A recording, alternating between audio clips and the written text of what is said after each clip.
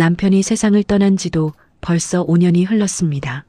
처음엔 혼자 사는 게 너무 외로웠죠. 그런데 시간이 지나니 이것도 나름 괜찮더라고요. 7억짜리 이 아파트에서 혼자 사는 게 사치스럽다는 생각도 들었지만 남편이 평생 고생해서 마련한 집이잖아요. 쉽게 포기할 수가 없었습니다. 다행히 생활비 걱정은 없었어요. 매달 나오는 국민연금이 80만 원 정도 되고 남편 퇴직금으로 모아둔 1억 5천만 원을 은행에 넣어뒀더니 거기서 나오는 이자가 한 달에 50만 원쯤 됐거든요. 그러니까 한 달에 130만 원 정도로 사는 거죠. 큰 돈은 아니지만 혼자 사는데 충분했습니다. 평일 오전엔 동네 복지관에서 하는 요가 수업을 들었어요. 일주일에 3번씩요. 거기서 만난 친구들이랑 점심도 같이 먹고 수다도 떨었죠. 한 달에 2~3번은 친구들이랑 영화도 보러 가고요. 가끔 백화점 문화센터에서 하는 서예 강좌도 들었습니다. 남편이랑 못 가본 여행도 1년에 한두 번씩 친구들과 다녔어요. 물론 외로울 때도 있었죠.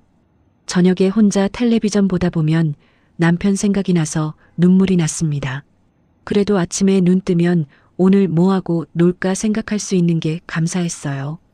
건강만 해주면 이렇게 소박하게 살다 가면 되는 거 아니겠어요. 아들 민수는 서울에서 작은 무역회사를 운영하고 있었습니다. 며느리 수진이랑 결혼한 지 8년 됐는데 아이는 아직 없더라고요. 바쁘다는 핑계로 1년에 명절 때나 한 번씩 얼굴 보는 게 전부였죠. 통화도 제가 먼저 하지 않으면 거의 안 했어요. 섭섭하긴 했지만 뭐 어쩌겠어요. 요즘 젊은 사람들 다 그렇게 산다잖아요. 자기 인생 사느라 바쁜 거죠. 그래도 가끔 민수 얼굴이라도 보고 싶을 때가 있었습니다. 전화해서 밥 먹으러 오라고 하면 바쁘다고 다음에 가겠다고만 하더라고요. 그런데 어느 토요일 오전이었어요. 민수한테 전화가 왔습니다. 엄마, 나 민수야. 오늘 저녁에 수진이랑 갈게요. 집에 계시죠? 갑작스러운 전화에 가슴이 뛰었어요. 1년 만에 찾아온다니 무슨 일인가 싶기도 했지만 일단은 아들을 볼 수 있다는 게 너무 기뻤습니다.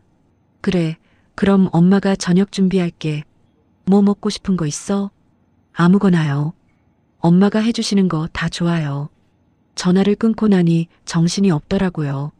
뭘 해줄까 고민하다가 민수가 좋아하는 갈비찜을 하기로 했습니다. 마트에 가서 갈비도 사고 각종 재료를 샀어요. 집에 와서 청소도 다시 하고 이불도 새 걸로 갈아 깔았죠. 혹시 자고 갈지도 모르니까요. 저녁 6시쯤 민수 부부가 도착했습니다. 수진이가 먼저 현관문을 열고 들어오더니 밝게 웃으며 인사했어요. 어머님, 오랜만이에요. 그동안 건강하셨어요? 그래, 어서 와. 잘 지냈지? 민수도 뒤따라 들어왔습니다. 얼굴이 좀 피곤해 보였지만 웃으면서 제 어깨를 안아줬어요. 엄마, 잘 계셨죠? 우와, 갈비찜 냄새다. 엄마 요리 진짜 오랜만이에요. 평소랑 다르게 둘 다 살갑게 대하니까 기분이 좋았습니다. 그동안 쌓였던 섭섭함이 눈 녹듯 사라지더라고요. 밥상을 차리는데 수진이가 부엌까지 따라와서 도와줬어요. 예전에는 소파에 앉아서 핸드폰만 보던 애가요. 어머님, 제가 상 차릴게요. 가만히 계세요. 아니야, 괜찮아. 거의 다 됐어. 식탁에 앉아서 밥을 먹는데 분위기가 참 좋았습니다. 민수는 갈비찜을 한 점 집어 먹더니 엄지를 치켜 세웠어요. 역시 엄마 손맛이 최고예요. 수진아, 너도 먹어봐. 수진이도 한 점 먹더니 맛있다고 연신 칭찬했죠. 그러면서 자기네 회사 얘기, 요즘 사는 얘기를 이것저것 들려줬습니다. 오랜만에 가족끼리 둘러앉아 밥 먹으니 마음이 따뜻해졌어요. 이런 날이 자주 있었으면 좋겠다는 생각이 들었습니다. 밥을 다 먹고 설거지를 하는데 민수가 거실 소파에 앉아 있더라고요. 수진이는 화장실에 갔고요. 저는 과일을 깎아서 거실로 가져갔습니다. 사과랑 배를 예쁘게 담아서요. 엄마 앉으세요. 민수의 표정이 조금 굳어 있었어요. 뭔가 할 말이 있는 것 같았죠. 제 가슴이 쿵 내려앉았습니다. 역시 그냥 온 게 아니었구나 싶었어요. 수진이가 화장실에서 나와 옆에 앉았습니다. 민수는 한참을 망설이다가 입을 열었어요. 엄마, 사실 오늘 온 이유가 따로 있어요. 그래, 무슨 일인데? 회사 일인데요. 좋은 기회가 생겼어요. 민수의 설명을 들어보니 이랬습니다. 지금까지는 중국이랑 동남아시아에서 소량으로 물건을 수입해서 파는 작은 무역업을 했는데 이번에 큰 바이어를 만났대요. 유럽 쪽 회사인데 한국에 정식으로 진출하고 싶어 하는데 민수 회사를 통해서 하고 싶다는 거예요. 그게 성사되면 회사 규모가 10배는 커져요. 근데 문제가 뭐냐면 초기 투자금이 필요해요. 얼마나 필요한데? 민수는 잠시 머뭇거리다가 말했습니다. 3억이요. 3억? 순간 귀를 의심했어요. 제가 평생 모은 돈이 1억 5천인데 그 2배나 되는 돈을요. 그게 엄마한테 빌릴 수 있을까요? 2년만요. 2년 후에 이자까지 다 쳐서 갚을게요. 수진이가 제 손을 꼭 잡았습니다. 눈물까지 글썽이면서요. 어머님, 정말 이번이 기회예요. 민수가 10년 동안 이 일하면서 이런 기회는 처음이래요. 꼭 도와주세요. 머릿속이 하얘졌습니다. 3억이라는 돈이 얼마나 큰 돈인데요. 그걸 어떻게 구한다는 거예요? 민수야, 엄마가 가진 돈이 1억 5천밖에 없어. 그것도 평생 모은 돈이야. 제 목소리가 떨렸습니다. 1억 5천이면 제가 앞으로 살아갈 노후 자금이었거든요. 혹시 아파서 병원에 입원이라도 하면 쓸 돈이고 요양원 갈 일 생기면 거기 쓸 돈이었죠. 민수는 고개를 끄덕였어요. 알아요, 엄마. 그래서 제가 생각해 봤는데요. 뭘? 이 집을 담보로 대출을 받으면 돼요. 순간 귀를 의심했습니다. 집을 담보로 대출을요? 민수야, 그게 무슨 소리야? 엄마, 이 집이 7억이잖아요. 담보 대출 받으면 1억 5천은 충분히 나와요. 수진이가 제 손을 더 세게 잡았습니다. 어머님, 2년이에요. 딱 2년만 기다려주세요. 그때 원금에 이자까지 다 갚아드릴게요. 머리가 복잡해졌어요. 집을 담보로 대출이라니. 남편이 평생 일해서 마련한 이 집에 빚을 지는 거잖아요. 그것도 1억 5천씩이나요. 민수야, 엄마가 매달 대출 이자를 갚아야 하는 거 아니야? 맞아요. 근데 엄마, 지금 금리가 연 5.5% 정도예요. 1억 5천 빌리면 한 달에 68만 원 정도 나올 거예요. 68만 원. 제 국민연금이 80만 원인데 거기서 68만 원을 이자로 내야 한다는 거였습니다. 그럼 저한테 남는 건 12만 원이랑 예금 이자 50만 원 뿐이네요. 한 달에 62만 원으로 살라는 거죠. 민수야, 그럼 엄마가 2년 동안 어떻게 살아? 민수의 눈빛이 간절해졌습니다. 엄마, 제발요. 이번 기회 놓치면 평생 후회할 것 같아요. 10년 동안 이렇게 작은 회사 운영하면서 겨우겨우 먹고 살았는데 이제 제대로 된 기회가 온 거예요. 수진이도 눈물을 흘리기 시작했어요. 어머님, 저희가 정말 열심히 할게요. 2년만 참아주세요. 그러면 어머님 노후도 저희가 책임질 수 있어요. 제 마음이 흔들렸습니다. 아들이 성공하는 게 부모 입장에서 나쁜 일은 아니잖아요. 그리고 2년이면 제가 72살인데 그때까지는 건강하게 버틸 수 있을 것 같았어요. 하지만 불안했습니다. 만약에 민수 사업이 잘 안 되면요? 그럼 3억을 날리는 건데요. 민수야, 혹시 사업이 안 되면 어떡해? 엄마, 저 10년 동안 이 일했어요. 이번 바이어는 확실해요. 계약서도 다 나왔고요. 돈만 준비되면 바로 시작할 수 있어요. 그래도 민수가 제 앞에 무릎을 꿇었습니다. 70이 다 된 노인 앞에서 40살 먹은 아들이 무릎을 꿇다니요. 엄마, 제발 도와주세요. 이번이 마지막이에요. 다시는 엄마한테 손 안 벌릴게요. 수진이도 같이 무릎을 꿇었어요. 둘이서 제 앞에 무릎 꿇고 애원하니까 제가 무슨 큰 죄라도 지은 것처럼 느껴졌습니다. 그만 일어나. 사람들이 보면 뭐라고 하겠어. 엄마가 도와주신다고 할 때까지 안 일어날 거예요. 결국 저는 고개를 끄덕였습니다. 알았어. 도와줄게. 민수와 수진이가 벌떡 일어나서 저를 껴안았어요. 수진이는 엉엉 울면서 감사하다고 했죠. 어머님, 정말 감사해요. 평생 은혜 못 잊을게요. 그날 밤 민수 부부는 집에서 자고 갔습니다. 저는 잠이 안 왔어요. 정말 잘한 결정인지 계속 생각했죠. 하지만 아들을 믿어보기로 했습니다. 제 자식인데 저를 배신하겠어요. 다음 주 월요일 민수랑 같이 은행에 갔습니다. 대출 상담을 받는데 직원이 물어보더라고요. 어르신, 이 돈을 어디에 쓰실 건가요? 아들 사업 자금이요. 직원의 표정이 조금 굳었어요. 혹시 차용증은 받으실 건가요? 민수가 옆에서 대답했습니다. 당연히 써드릴 거예요. 대출 서류를 작성하는데 손이 떨렸습니다. 70평생 빚 한 번 안 지고 살았는데 이제 1억 5천이라는 빚을 지는 거예요. 서명을 하는 순간 뭔가 돌이킬 수 없는 일을 저지르는 것 같았습니다. 대출금이 나오는 데는 일주일 정도 걸렸어요. 그 일주일 동안 민수는 매일 전화했습니다.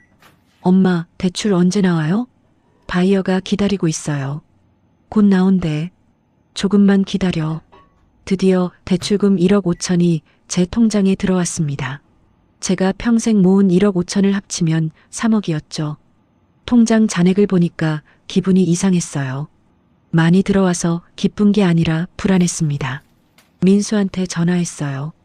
민수야, 돈 나왔어. 진짜요? 엄마, 지금 바로 갈게요. 1시간 후에 민수가 수진이랑 왔습니다. 은행에서 만나기로 했거든요.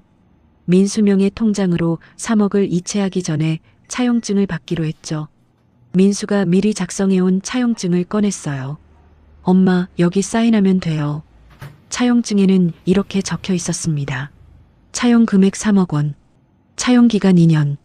상환 예정일 2027년 1월 15일. 이자 연 3%. 민수의 서명이 되어 있었고 수진이도 연대보증인으로 서명했더라고요. 민수야, 이자를 3%로 받는 거야? 네, 엄마. 2년 후에 원금 3억의 이자 1,800만 원 합쳐서 3억 1,800 드릴게요. 1,800만 원. 작은 돈은 아니었죠. 그래도 2년 동안 68만 원씩 이자 내는 것보다는 나았습니다. 저는 차용증에 서명했어요. 그리고 은행 직원한테 부탁해서 3억을 민수 통장으로 이체했습니다. 제 통장 잔고가 0원이 되는 걸 보니까 현실감이 확 왔어요. 이제 정말 돌이킬 수 없는 거구나. 민수가 제 손을 꼭 잡았습니다. 엄마, 정말 감사해요. 2년만 기다려주세요. 꼭 성공해서 보답할게요. 수진이도 제 손을 잡았어요. 어머님, 저희 열심히 할게요. 걱정 마세요. 그날 저녁 집에 돌아와서 통장을 다시 봤습니다. 잔고 0원. 그리고 대출 내역에는 1억 5천 원이 적혀 있었죠. 다음 달부터 68만 원씩 이자를 내야 했습니다. 책상 서랍에 차용증 사본을 넣어두고 한참을 멍하니 앉아 있었어요. 과연 잘한 결정일까요? 2년 후에 민수가 정말 3억 1,800을 갚을 수 있을까요? 불안했지만 믿기로 했습니다. 제 자식을 못 믿으면 누굴 믿겠어요. 민수가 성공하면 저도 편하게 살 수 있을 거예요. 그렇게 스스로를 위로하며 잠자리에 들었습니다. 돈을 보낸 다음 날 민수한테서 문자가 왔습니다. 엄마, 계약 잘 마쳤어요. 다음 주부터 본격적으로 시작합니다. 정말 감사해요. 마음이 조금 놓였어요. 그래도 아들이 잘하겠지 싶었죠. 첫 달 이자 납부일이 다가왔습니다. 68만 원. 제 국민연금 80만 원에서 68만 원을 내고 나니까 12만 원만 남더라고요. 예금 이자 50만 원이랑 합치면 62만 원이었습니다. 예전에는 한 달에 130만 원을 썼는데 이제는 62만 원으로 살아야 했어요. 반도 안 되는 돈이었죠. 계산기를 두드려 봤습니다. 관리비가 15만 원, 전기세 가스비 합쳐서 10만 원, 통신비가 5만 원. 그럼 32만 원만 남네요. 한 달 식비랑 생활비로요. 처음 한 달은 괜찮았어요. 집에 있던 식재료들로 버텼고 옷도 입을 만한 게 있었으니까요. 민수는 일주일에 한 번씩 전화했습니다. 엄마, 잘 지내세요? 그래, 너도 일 잘 되고 있고? 네, 잘 되고 있어요. 바이어랑 미팅도 했고 첫 주문도 들어왔어요. 그 말을 들으니까 안심이 됐습니다. 아들이 열심히 하고 있구나 싶었죠. 두 번째 달부터 생활이 빠듯해지기 시작했어요. 요가 수업을 끊었습니다. 한 달에 5만 원이었거든요. 아깝더라고요. 복지관 친구들한테는 무릎이 안 좋아서 쉰다고 둘러댔습니다. 언니, 우리 오늘 점심 먹고 영화 보러 가요. 친구 정수기가 전화했을 때 거절해야 했어요. 미안해. 오늘 좀 피곤해서 쉬려고. 언니 요즘 왜 그래요? 얼굴도 안 보이고. 아니야, 괜찮아. 다음에 보자. 전화를 끊고 나니까 마음이 쓸쓸했습니다. 친구들이랑 외식하면 한 번에 2만 원은 들거든요. 영화까지 보면 3만 원 훌쩍 넘죠. 그 돈이 아까웠어요. 세 번째 달 민수의 전화가 뜸해지기 시작했습니다. 일주일에 한 번씩 오던 전화가 2주에 한 번이 됐어요. 제가 먼저 전화하면 바쁘다고 짧게 끊었죠. 엄마, 지금 미팅 중이에요. 나중에 다시 전화할게요. 그런데 나중에 전화가 안 왔습니다. 제가 다시 걸면 또 바쁘다고 하더라고요. 민수야, 엄마 목소리 좀 들려줘. 엄마, 정말 바빠요. 주문 처리하느라 정신없어요. 나중에 전화할게요. 수진이한테도 전화해봤습니다. 수진아, 민수 요즘 어때? 어머님, 남편이 진짜 바빠요. 밤새 일할 때도 많아요. 걱정 마세요. 그 말을 듣고 마음을 놓았어요. 바쁘다는 건 일이 잘 되고 있다는 뜻이잖아요. 6번째 달쯤 됐을 때였습니다. 마트에 장을 보러 갔는데 물건값이 너무 비싸 보이더라고요. 예전 같으면 그냥 집어 담았을 과일도 고민하게 됐어요. 사과 한 봉지가 6천 원이면 하루에 200원씩 먹는 건데 그게 아깝게 느껴졌습니다. 고기는 아예 사지 않게 됐어요. 삼겹살 한 근에 10,000원이 넘는데 어떻게 사요? 대신 두부랑 계란으로 단백질을 채웠죠. 채소도 비싼 건 안 사고 시든 것만 골라 샀습니다. 반값에 팔거든요. 겨울이 왔습니다. 보일러를 켜야 하는데 가스비가 걱정됐어요. 예전에는 24도로 틀어놨는데 이제는 18도로 맞춰뒀습니다. 집안이 추워서 내복 위에 스웨터를 2개씩 입었어요. 밤에는 이불을 2개 덮고 잤죠. 친구 정수기가 또 전화했습니다. 언니, 우리 겨울 여행 가기로 한 거 기억하죠? 제주도 3박 4일인데 60만 원이래요. 60만 원. 제가 한 달 동안 쓸 수 있는 돈이 62만 원인데 여행을 어떻게 가요? 미안해. 나는 이번엔 빠질게. 왜요? 작년에 그렇게 가고 싶다고 했잖아요. 몸이 좀 안 좋아서. 병원은 가봤어요? 응, 괜찮아. 쉬면 나아질 거야. 사실 병원에 가지 않았습니다. 무릎이 아파서 정형외과에 가야 하는데 진료비가 아까웠어요. 동네 약국에서 파스 한 장 사서 붙이고 참았죠. 1년이 지났습니다. 민수의 전화는 한 달에 한 번도 안 왔어요. 제가 전화해도 잘 안 받았습니다. 문자를 보내면 한참 뒤에 답이 왔죠. 엄마 바빠서 전화 못했어요. 잘 지내시죠? 그래, 엄마는 괜찮아. 사업은 잘 되고 있어? 네, 잘 되고 있어요. 곧 연락드릴게요. 그런데 곧이 언제인지 모르겠더라고요. 일주일이 지나도 한 달이 지나도 전화가 없었습니다. 추석이 됐어요. 민수가 올 줄 알았는데 문자만 왔습니다. 엄마, 죄송해요. 이번 추석에는 바이어 미팅이 잡혀서 못 갈 것 같아요. 다음에 꼭 뵐게요. 명절인데 아들 얼굴도 못 보다니. 혼자 차례상을 차려놓고 울었습니다. 남편 사진 앞에서 절하면서 말했어요. 여보, 우리 아들 잘 되게 해주세요. 제발요. 옷장을 정리하다가 5년 전에 산 겨울 코트를 꺼냈습니다. 낡았지만 버릴 수가 없었어요. 새 옷을 살 돈이 없었거든요. 친구들은 백화점에서 세일한다고 쇼핑 가자고 했지만 전부 거절했습니다. 나는 옷이 많아서 괜찮아. 거짓말이었죠. 옷이 많은 게 아니라 살 돈이 없는 거였어요. 1년 6개월쯤 됐을 때 정수기가 집으로 찾아왔습니다. 언니, 요즘 왜 이래요? 전화해도 안 받고 만나자고 해도 안 나오고 바빠서 그래. 무슨 일 있어요? 나한테 말해봐요. 차마 말할 수가 없었어요. 아들한테 3억을 빌려줬다가 쪼들리게 살고 있다는 걸 어떻게 말해요? 창피했습니다. 아무 일 없어. 그냥 좀 피곤해서 집에 있고 싶어. 정수기는 걱정스러운 눈으로 저를 봤지만 더 이상 묻지 않았어요. 1년 10개월째 민수한테 전화했습니다. 5번을 걸어서 겨우 받았어요. 엄마, 왜요? 목소리가 차갑더라고요. 민수야, 이제 2년이 다 되어 가는데 준비는 되고 있어? 무슨 준비요? 3억 갚을 준비 말이야. 아, 그거요. 엄마, 조금 더 시간이 필요할 것 같아요. 가슴이 철렁했습니다. 무슨 소리야? 사업이 생각보다 어려워요. 조금만 더 기다려주세요. 민수야, 차용증에 2년이라고 했잖아. 알아요. 근데 지금 당장은 어려워요. 나중에 얘기해요. 전화가 끊겼습니다. 멍하니 앉아 있었어요. 조금 더 시간이 필요하다니. 그럼 언제 갚는다는 거예요? 불안감이 밀려왔습니다. 혹시 민수가 저를 속인 건 아닐까? 아니야, 내 자식이 그럴 리 없어. 스스로를 달랬지만 마음이 편치 않았어요. 2년이 다 되어 갔습니다. 이제 한 달 남았어요. 드디어 3억 1,800을 받을 수 있는 날이 다가왔죠. 그럼 대출 갚고 2억 3,800이 남습니다. 그 돈으로 다시 편하게 살 수 있어요. 그렇게 믿으며 하루하루를 버텼습니다. 2027년 1월 15일 차용증에 적힌 상환 예정일이었습니다. 아침 7시부터 핸드폰을 붙들고 있었어요. 민수한테서 연락이 올 거라고 생각했거든요. 8시가 됐습니다.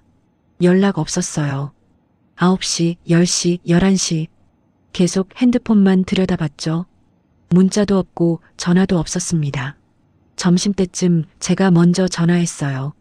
신호만 가고 받지 않더라고요. 1번, 2번, 3번, 10번을 걸었는데 전부 안 받았습니다. 손이 떨렸어요. 이건 아니잖아요. 약속한 날인데 연락도 안 하고 전화도 안 받다니요.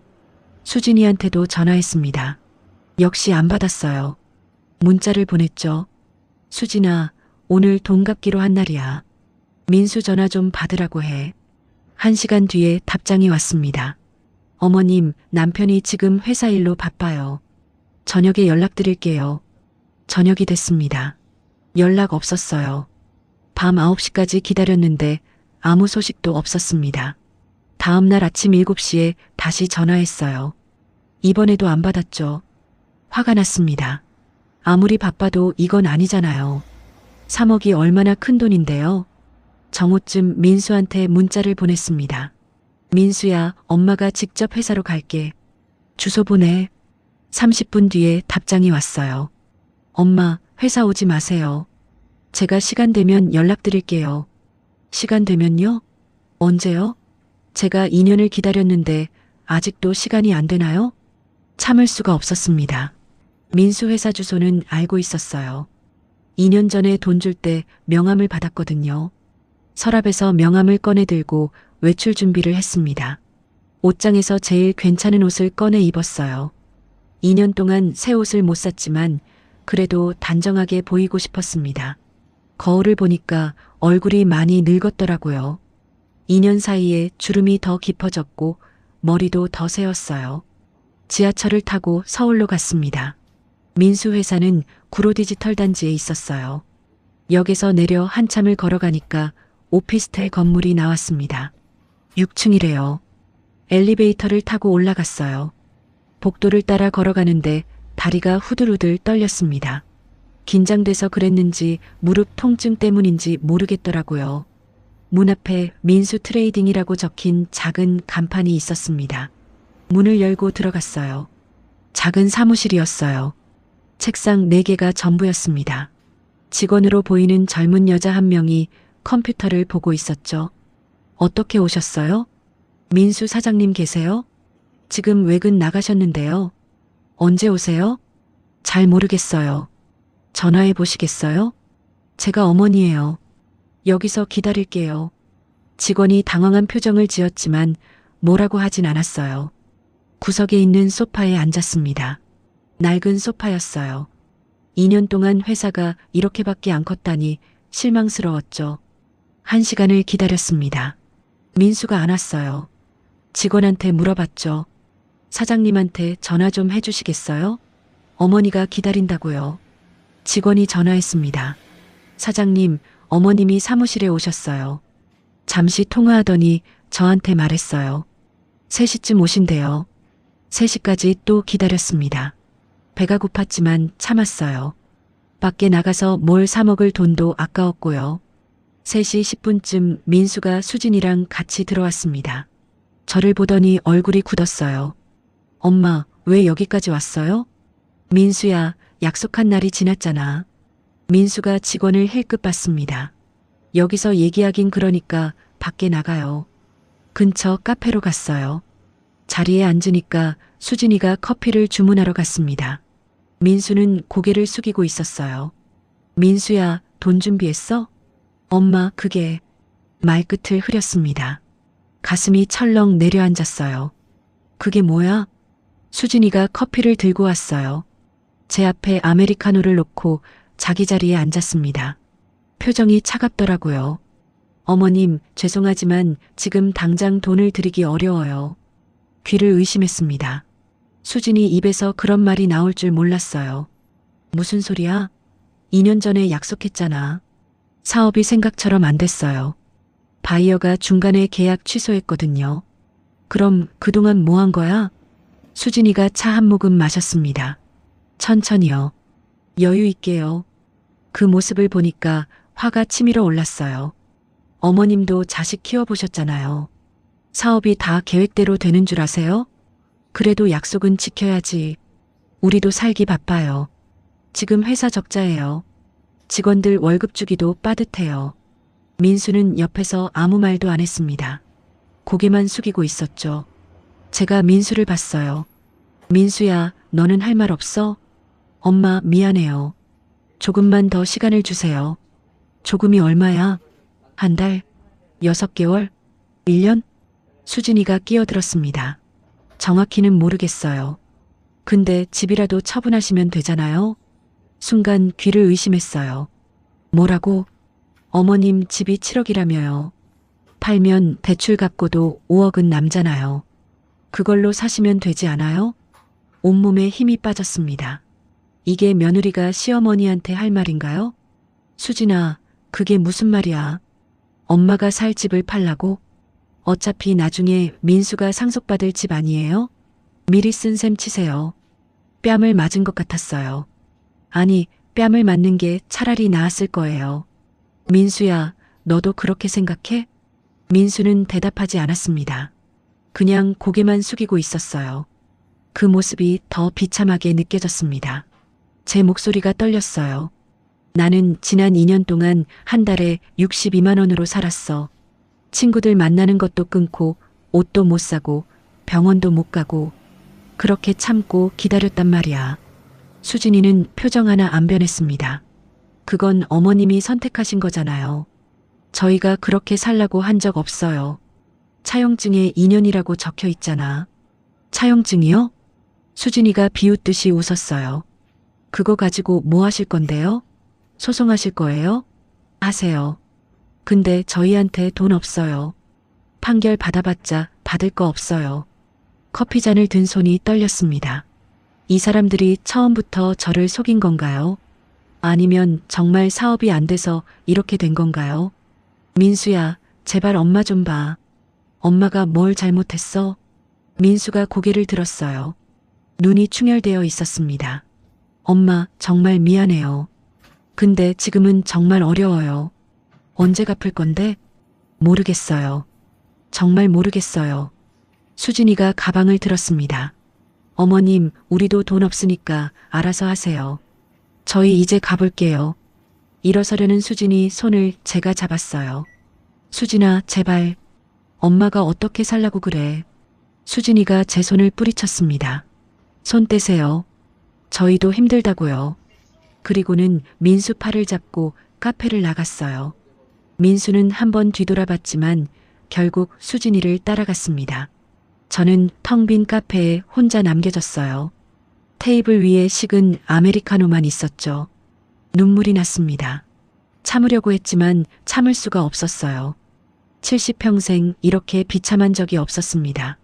제 자식이 저를 배신했어요. 3억이라는 돈을 가져가고는 갚지 않겠다고 했죠. 며느리는 집을 팔라고 했고요. 카페 직원이 걱정스러운 눈으로 쳐다봤지만 신경 쓸 여력이 없었어요.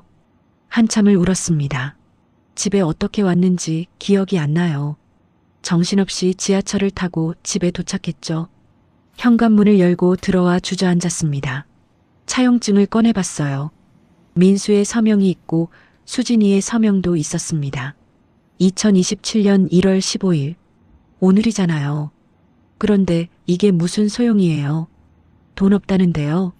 차용증을 구겨서 던져버리고 싶었지만 그러지 못했어요. 이것밖에 없거든요. 증거가요.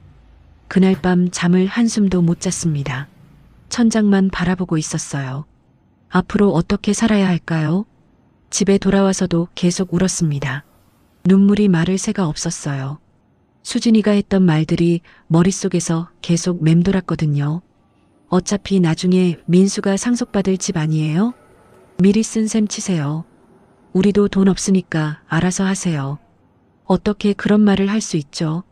저한테서 3억을 받아가고 2년 동안 쪼들리게 살게 해놓고는 집까지 팔라고요.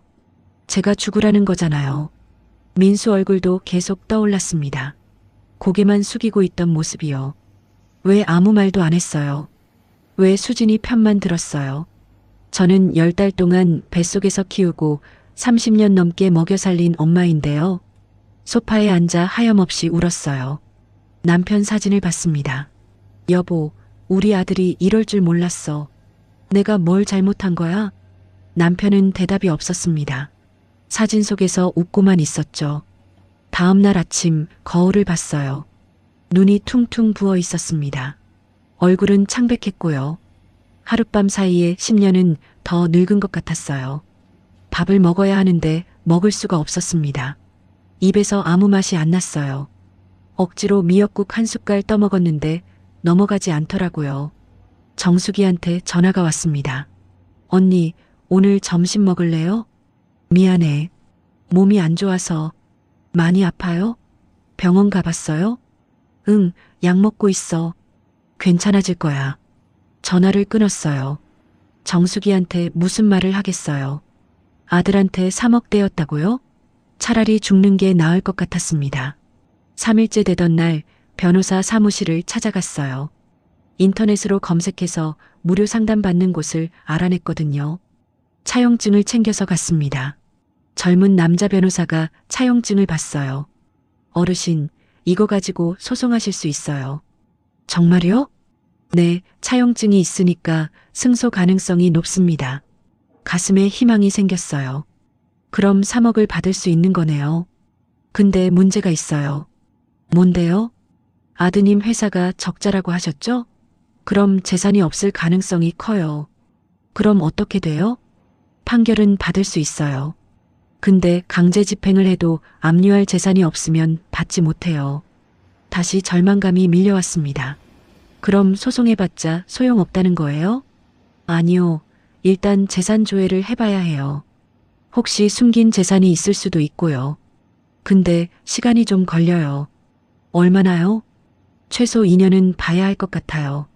1심, 2심 다 하면 3년 걸릴 수도 있고요. 2년에서 3년이요. 제가 지금 70살인데 72살, 73살까지 법정 다툼을 한다고요? 비용은 얼마나 들어요? 소송 비용이랑 변호사 비용 합쳐서 한 500만 원 정도 들 거예요. 승소하면 상대방한테 받을 수 있긴 한데 역시 재산이 없으면 못 받죠. 500만 원. 제가 한 달에 62만 원으로 사는데 8개월치 생활비예요. 그리고 어르신, 솔직히 말씀드리면 가족 간 금전 거래는 법원에서도 좀 까다롭게 봐요. 증여로 볼 수도 있거든요. 차용증이 있는데요. 그래도 어머니가 아들한테 준 거잖아요. 법원에서 증여 추정할 수도 있어요. 머리가 복잡했습니다. 소송을 해도 이기기 어렵고 이겨도 돈을 못 받을 수도 있고 시간은 2년에서 3년 걸리고 비용은 500만 원이고요. 생각해보고 연락드릴게요. 변호사 사무실을 나왔어요. 걸어서 집까지 왔습니다. 1시간 넘게 걸렸지만 택시비가 아까웠어요. 집에 와서 소파에 누웠습니다. 천장을 봤어요. 2년에서 3년을 법정에서 싸운다고 생각하니까 막막했습니다. 그 시간에 제 건강이 더 나빠질 것 같았어요. 게다가 이기지도 못할 수 있다는 거잖아요. 500만 원 들여서요. 4일째 민수한테 전화했습니다. 안 받았어요. 문자를 보냈죠. 민수야, 엄마가 변호사 상담받았어. 소송할 수 있대. 그래도 되겠니? 1시간 뒤에 답장이 왔습니다. 엄마 하고 싶으시면 하세요. 근데 저희한테 돈 없어요. 돈 없다는 말만 반복하네요. 정말 없는 건지 숨기는 건지 알 수가 없었어요. 5일째 밥을 거의 못 먹었습니다. 입맛이 없었거든요. 체중계에 올라가 봤더니 5kg이 빠져 있었어요. 일주일도 안 됐는데요. 거울을 보니까 광대뼈가 튀어나와 보였습니다. 눈은 푹 꺼졌고요. 완전히 다른 사람 같았어요.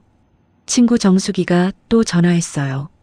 언니, 나 지금 언니 집 앞인데 문 좀 열어줘. 깜짝 놀랐습니다. 이 꼴을 어떻게 보여줘요?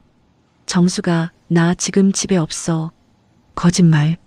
아까 복지관에서 언니 봤어. 집 들어가는 거. 할 수 없이 문을 열었어요. 정수기가 들어오더니 제 얼굴을 보고 깜짝 놀랐습니다. 언니, 왜 이래? 완전 죽을 상이잖아. 괜찮아. 무슨 일 있어? 나한테 말해봐. 눈물이 났어요. 참으려고 했는데 참을 수가 없었습니다. 정수기 앞에서 울음을 터뜨렸죠. 언니, 왜 그래? 무슨 일이야? 한참을 울고 나서 말했습니다. 아들한테 3억 대였어. 뭐? 2년 전에 사업 자금으로 3억 빌려줬는데 안 갚겠대. 정숙이 얼굴이 굳었어요. 미쳤구나. 어떻게 자식이 그럴 수가 있어? 집 팔라고 했어. 며느리가. 집을요? 정숙이가 제 손을 잡았습니다. 언니 소송해. 변호사 선임해서 돈 받아내. 그게 쉬운 일이 아니래. 2년에서 3년 걸린대. 이겨도 돈 못 받을 수도 있고. 그래도 해야지. 3억이 얼마나 큰 돈인데. 나는 이제 지쳤어. 2년 동안 쪼들리게 살았는데 또 2년을 법정에서 싸우라고? 못해. 정수기가 한숨을 쉬었어요. 그럼 어떻게 할 건데? 모르겠어. 정말 모르겠어. 정수기는 한참 동안 제 옆에 앉아 있었습니다. 말없이요. 그게 위로가 됐어요. 정수기가 간 후 또 밤이 왔습니다. 7일째 밤이었어요. 일주일 내내 제대로 자지도 먹지도 못했습니다. 침대에 누워서 생각했어요. 앞으로 어떻게 살아야 할까요? 소송을 하자니 2년에서 3년이 두렵고 그냥 포기하자니 3억이 아깝고요.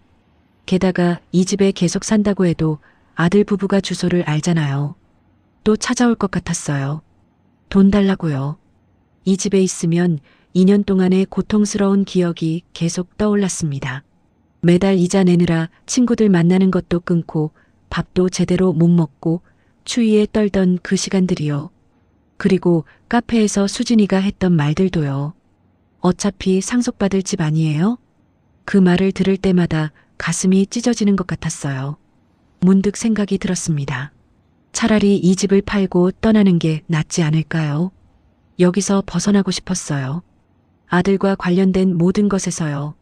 3억은 포기하는 겁니다. 인생 수업료라고 생각하는 거죠. 대신 이 집을 팔면 대출 갚고도 5억은 남아요. 그 돈으로 다시 시작할 수 있지 않을까요? 아들을 마음에서 지우는 겁니다. 이제 자식 없이 사는 거예요.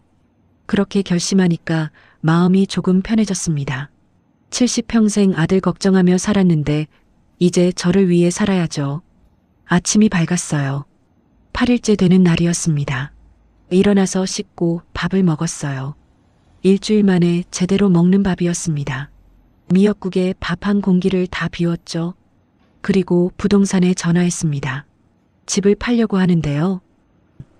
부동산 중개인이 집을 보러 왔습니다. 50대쯤 되는 남자였어요. 어르신, 집이 깨끗하네요.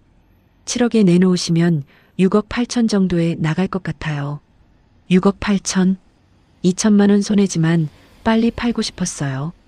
여기서 하루라도 더 있고 싶지 않았거든요. 빨리 팔 수 있어요? 요즘 이 평수가 잘 나가거든요. 한 달 안에는 계약될 거예요. 그럼 그렇게 해주세요. 중개인이 집 곳곳을 사진 찍었습니다. 거실, 방, 주방, 화장실까지요. 제가 30년 넘게 살던 집인데 사진으로 찍히니까 낯설게 느껴졌어요. 어르신, 혹시 급하게 파시는 이유가 있으세요? 지방으로 내려가려고요. 아, 그러시구나. 자식분들 계신 대로요? 아니요, 혼자요. 중개인이 고개를 끄덕였지만 더 묻지는 않았습니다. 사흘 뒤 중개인한테 전화가 왔어요. 어르신, 집 보러 오겠다는 사람 있어요. 내일 오후 2시에요. 알겠어요. 다음 날 젊은 부부가 왔습니다. 아이가 둘 있는 가족이었어요. 남편이 35쯤 되어 보였고 아내는 그보다 조금 어려 보였죠. 집을 구석구석 보더니 마음에 든다고 했습니다. 여기 학군이 좋아서 알아보고 있었거든요. 아내가 남편한테 말했어요. 남편도 고개를 끄덕였죠. 6억 5천에 해주시면 바로 계약하겠습니다. 6억 5천이요? 3천만 원을 더 깎으라고요. 순간 화가 났지만 참았습니다. 빨리 팔고 싶었거든요. 6억 7천이요. 더는 못 깎아요. 중개인이 중간에서 협상했어요. 결국 6억 8천에 합의했습니다. 처음 부른 가격 그대로였죠. 계약금은 6,800만 원이었어요. 일주일 뒤에 받기로 했고요. 잔금은 한 달 뒤에 받기로 했습니다. 계약서에 서명하는데 손이 떨렸어요. 이 집과 작별하는 거구나 싶었죠. 남편이랑 같이 살던 집인데요. 남편이 출근하고 퇴근하던 현관이고 같이 밥 먹던 식탁이고 같이 텔레비전 보던 거실이잖아요. 눈물이 날 것 같았지만 꾹 참았습니다. 젊은 부부 앞에서 우는 건 창피했거든요. 계약이 끝나고 혼자 남았어요. 거실 소파에 앉아서 집안을 둘러봤습니다. 30년 넘게 살았던 공간이에요. 추억이 가득한 곳이죠. 하지만 이제는 고통의 공간이기도 했습니다. 2년 동안 추위에 떨며 이자 내느라 고생했던 곳이요. 민수가 돈 빌려달라고 무릎 꿇었던 곳이고요. 더 이상 여기 있고 싶지 않았어요. 일주일 뒤 계약금 6,800만 원이 들어왔습니다. 통장을 보니까 기분이 묘했어요. 돈이 많이 들어와서 기쁜 게 아니라 씁쓸했습니다. 민수한테 문자를 보냈어요. 민수야, 엄마 집 팔았어. 한 달 뒤에 이사 간다. 답장은 없었습니다. 1시간이 지나도 2시간이 지나도요. 다음 날 아침에 답장이 왔어요. 엄마, 어디로 가세요? 너는 몰라도 돼. 엄마, 저 때문에 집까지 파시는 거예요? 내 탓이 아니야. 엄마가 선택한 거야. 더 이상 대화하고 싶지 않았어요. 민수한테 할 말이 없었습니다. 이삿짐 센터에 전화했어요. 가져갈 짐이 별로 없었습니다. 옷까지 조금, 남편 사진, 그릇 몇 개, 입을 정도요. 가구는 다 두고 갈 거예요. 새집 주인이 쓰라고요. 어르신, 이거면 작은 트럭으로 충분하겠어요. 언제 올 수 있어요? 잔금 치르시는 날 오면 되죠? 그럼 한 달 뒤에요. 한 달 동안 집을 정리했습니다. 필요 없는 물건들은 다 버렸어요. 옷장 속 낡은 옷들, 오래된 책들, 쓰지 않는 그릇들이요. 서랍을 뒤지다가 민수 어렸을 때 사진을 발견했어요. 돌잔치 사진이었습니다. 한복 입고 웃고 있는 민수가 귀여워 보였죠. 그 옆에는 초등학교 입학식 사진도 있었어요. 새 책가방 메고 환하게 웃고 있었습니다. 그때는 착한 아이였는데요. 사진을 보니까 가슴이 아팠어요. 언제부터 변한 걸까요? 수진이를 만나고부터일까요? 아니면 원래 이런 아이였는데 제가 몰랐던 걸까요? 사진을 찢어버리고 싶었지만 그러지 못했습니다. 결국 서랍 깊숙이 넣어뒀어요. 가져가진 않을 거지만 버리지도 못하겠더라고요. 친구 정수기가 또 찾아왔습니다. 언니, 진짜 가는 거야? 응, 가기로 했어. 어디로 가는데? 강원도 쪽으로 알아보고 있어. 거기는 아는 사람도 없잖아. 그래서 좋아. 아무도 모르는 데서 새로 시작하고 싶어. 정숙이 눈에 눈물이 고였어요. 언니, 나 어떡해. 친구 떠나면. 정수가 나 자주 연락할게. 가끔 올라올 수도 있고. 약속해. 응, 약속해. 정숙이랑 마지막으로 밥을 먹었습니다. 동네 식당에서 김치찌개를 먹었어요. 2년 만에 제대로 된 외식이었죠. 언니, 돈은 좀 남아? 응, 5억 3천 있어. 그 돈으로 잘 살아. 아들 생각은 하지 말고. 그래, 이제 나를 위해 살려고. 집으로 돌아오는 길에 동네를 한 바퀴 돌았어요. 30년 넘게 살던 동네였습니다. 저기 슈퍼에서 장을 받고, 저 공원에서 산책했고, 저 병원에서 남편이 마지막 숨을 거뒀죠. 작별 인사를 하는 기분이었어요. 이 동네와도, 이 추억들과도요. 드디어 잔금 치르는 날이 왔습니다. 은행에서 젊은 부부를 만났어요. 6억 1,200만 원이 제 통장으로 들어왔습니다. 계약금 6,800과 합치면 6억 8천이었죠. 바로 대출금 1억 5천을 갚았어요. 빚에서 해방되는 기분이었습니다. 통장 잔고를 보니까 5억 3천만 원이었어요. 이 돈으로 시골에 집 사고 남은 돈으로 살면 되겠죠. 집 열쇠를 젊은 부부한테 건넸습니다. 행복하게 사세요. 감사합니다. 어르신도 건강하세요. 이삿짐 차가 와 있었어요. 짐을 실었습니다. 정말 얼마 안 됐어요. 박스 5개가 전부였습니다. 차에 타기 전에 집을 한 번 더 봤어요. 현관문이 열려 있었고 새 주인이 안을 구경하고 있었습니다. 이제 제 집이 아니에요. 고개를 돌려 차에 탔습니다. 뒤돌아보지 않기로 했어요. 기사님한테 말했어요. 강원도 평창으로 가주세요. 일주일 전에 부동산 통해서 집을 알아봤거든요. 평창 시골 마을에 마당 있는 작은 집이 2억에 나왔다고 했어요.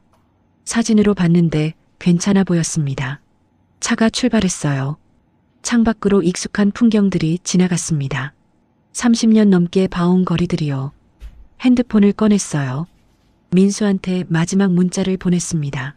민수야, 엄마 이사 갔다. 다시는 연락하지 마. 너도 잘 살아. 전송 버튼을 눌렀어요. 그리고 민수 번호를 삭제했습니다. 수진이 번호도 삭제했죠. 통신사에 전화했습니다. 번호 변경하고 싶은데요. 네, 어떤 번호로 하시겠어요? 아무거나 상관없어요. 새 번호를 받았습니다. 이제 민수는 저한테 연락할 방법이 없어요. 제가 먼저 연락하지 않는 한요. 차는 고속도로를 달렸습니다. 서울에서 점점 멀어졌어요. 창밖을 보다가 눈물이 났습니다. 70평생 살던 곳을 떠나는 게 슬펐거든요. 하지만 동시에 후련하기도 했어요. 이제 새로 시작하는 겁니다. 아들 없이요. 3억은 잃었지만 5억 3천은 남았어요. 그 돈으로 편하게 살 수 있을 거예요. 고속도로를 2시간쯤 달렸을 때 휴게소에 들렀습니다. 화장실 다녀오고 커피를 샀어요.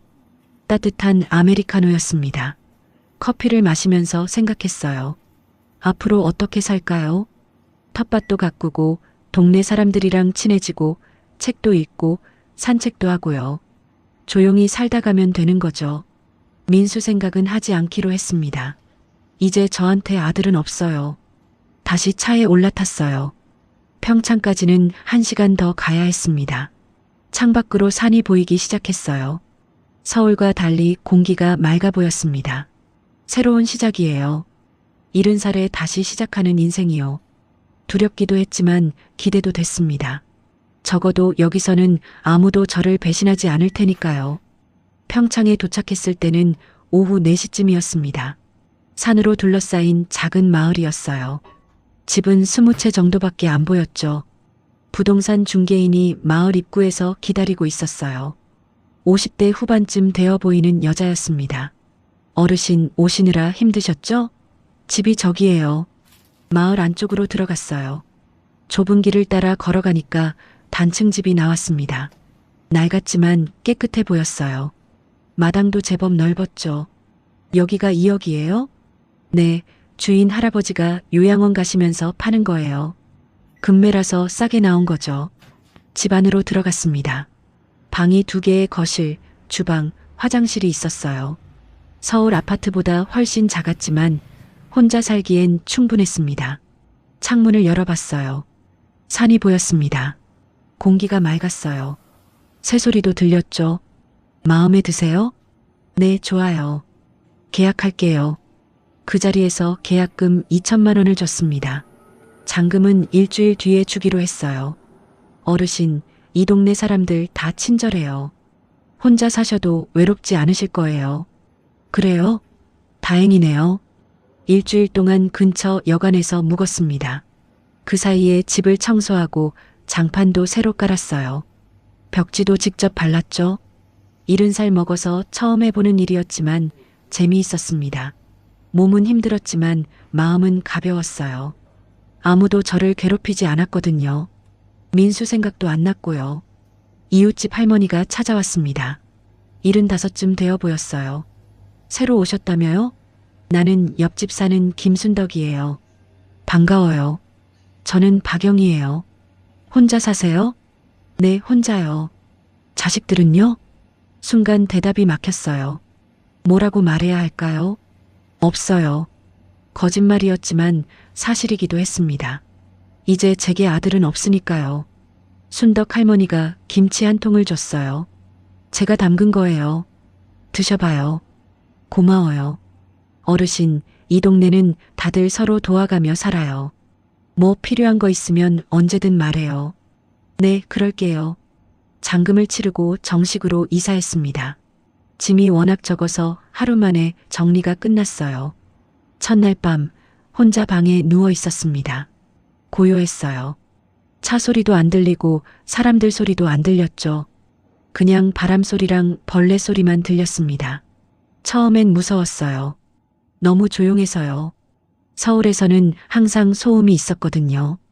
그런데 귀를 기울이니까 자연의 소리가 들렸습니다. 바람에 나뭇잎 흔들리는 소리, 개구리 우는 소리, 멀리서 개 짖는 소리요. 마음이 편해졌어요. 여기서 잘 살 수 있을 것 같았습니다. 다음 날부터 마당을 정리했어요. 잡초를 뽑고 땅을 갈았습니다. 텃밭을 만들기로 했거든요.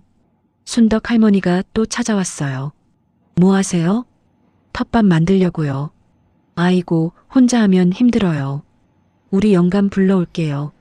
순덕 할머니 남편이 왔습니다. 78이라고 했어요. 건강해 보였죠. 내가 도와드릴게요. 땅이 좀 딱딱하네요. 감사합니다. 할아버지가 괭이로 땅을 팠어요. 저는 옆에서 흙을 고르고요. 2시간 정도 일하니까 제법 그럴듯한 밭이 됐습니다. 뭘 심으실 거예요? 상추랑 고추 심으려고요. 그럼 모종 사러 가야죠. 내일 같이 가요. 다음 날 순덕 할머니랑 같이 장에 갔습니다. 5일장이 서는 날이었거든요. 사람들이 많았어요. 여기서 모종 사면 싸요. 상추 모종 10개, 고추 모종 5개를 샀습니다. 전부 합쳐서 10,000원이었어요. 서울보다 훨씬 싸네요. 그럼요. 여기는 다 싸요. 장을 보고 집으로 돌아와 모종을 심었어요. 처음 해보는 일이라 서툴렀지만 순덕 할머니가 옆에서 알려줬습니다. 이렇게 심고 물 주면 돼요. 매일 아침 저녁으로 물 주고요. 네, 알겠어요. 그날 저녁 혼자 밥을 먹었습니다. 순덕 할머니가 준 김치랑 계란 후라이, 밥 한 공기요. 간단했지만 맛있었어요. 일주일이 지났습니다. 매일 아침 일어나면 텃밭에 물을 줬어요. 상추가 자라는 게 보였습니다. 조금씩요. 신기했어요. 마을 사람들이 하나둘씩 인사하러 왔어요. 다들 친절했습니다. 새로 오셨다며요? 잘 지내세요. 뭐 필요한 거 있으면 말씀하세요. 외롭지 않았어요. 오히려 서울에 있을 때보다 사람들을 더 자주 만났습니다. 한 달이 지났습니다. 상추가 제법 자랐어요. 첫 수확을 했습니다. 작은 바구니에 가득 땄죠. 상추쌈에 된장 찍어 먹었어요. 제가 직접 키운 채소였습니다. 이렇게 맛있을 수가 없었어요. 남은 건 순덕 할머니한테 드렸습니다. 어머, 고마워요. 제가 더 감사하죠. 할머니가 도와주셔서 이렇게 잘 자랐어요. 동네 사람들이랑 친해졌습니다. 일주일에 한 번씩 마을회관에서 모임이 있었어요. 다 같이 모여서 차 마시고 수다 떨었죠. 영애 씨, 서울서 왔다며요? 왜 이런 시골까지 왔어요? 조용해서 좋아요. 여기가 훨씬 살기 편해요. 거짓말은 아니었어요. 정말 편했거든요. 아무 걱정 없이 살 수 있었습니다. 2달째 고추도 열렸습니다. 빨갛게 익은 고추를 따서 말렸어요. 겨울에 고춧가루 만들어 쓰려고요. 마당 한쪽에 꽃도 심었습니다. 코스모스랑 채송화요. 예쁘게 피었어요. 아침에 일어나면 마당에 나가 꽃을 봤습니다. 그리고 텃밭에 물을 주고요. 점심 먹고는 산책을 나갔어요. 마을 뒷산에 오르면 1시간쯤 걸렸습니다.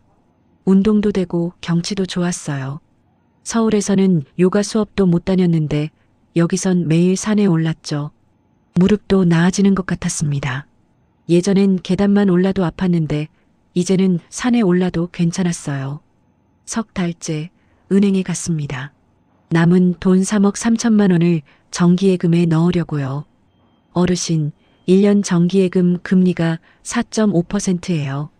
그럼 그걸로 할게요. 계산해 보니까 1년에 이자가 1,485만 원 나왔습니다. 한 달에 123만 원 정도죠. 국민연금 80만 원이랑 합치면 한 달에 203만 원이었어요. 충분했습니다. 아니, 넉넉했죠. 서울에서 한 달에 62만 원으로 살았는데 이제는 200만 원 넘게 쓸 수 있어요. 친구 만나는 것도 하고 옷도 사고 여행도 갈 수 있었습니다. 정수기한테 전화했어요. 언니 잘 지내? 정수가 나 여기 너무 좋아. 다행이다. 외롭진 않아? 전혀. 동네 사람들도 좋고 공기도 좋고 나 놀러 가도 돼? 그럼 언제든지 와. 정수기가 일주일 뒤에 왔어요. 기차 타고 왔다고 했죠. 언니 여기 진짜 좋다. 공기가 완전 다르네. 그치? 나도 처음엔 적응 안 됐는데 이제는 완전 좋아. 얼굴도 좋아졌어. 서울에 있을 때보다 훨씬 편해 보여. 그래, 나도 그런 것 같아. 정수기랑 뒷산에 올랐습니다. 정상에서 마을 전체가 내려다 보였어요. 언니, 여기서 계속 살 거야? 응, 여기서 늙을 거야. 민수는요? 순간 가슴이 철렁했습니다. 민수요. 3달 동안 생각 안 하려고 했는데요. 몰라. 이제 상관없어. 연락은 오지 않았어? 번호 바꿨어. 연락할 수도 없어. 정수기가 제 손을 잡았어요. 언니 잘한 거야. 그런 자식은 잊어버려. 응, 잊으려고 노력 중이야. 사실 완전히 잊어지진 않았어요. 가끔 민수 생각이 났습니다. 밤에 잠들기 전이나 혼자 있을 때요. 3억을 갚지 않은 것도 화가 났지만 더 화나는 건 배신감이었어요. 제 자식이 저를 버렸다는 게요. 하지만 그 생각이 들 때마다 마음을 다잡았습니다. 이제 아들은 없어요. 저만 생각하고 살면 돼요. 4달째 첫눈이 왔습니다. 마당이 하얗게 변했어요. 아침에 일어나 창문을 열었더니 세상이 온통 하였죠. 순덕 할머니가 찾아왔어요. 영애 씨, 김장하러 오세요. 우리 집에서 같이 해요. 마을 사람들이 다 모여서 김장을 했습니다. 10가구가 함께요. 배추 200포기를 담갔어요. 다 같이 일하니까 금방 끝났습니다. 그리고 저녁엔 수육이랑 막걸리를 나눠 먹었죠.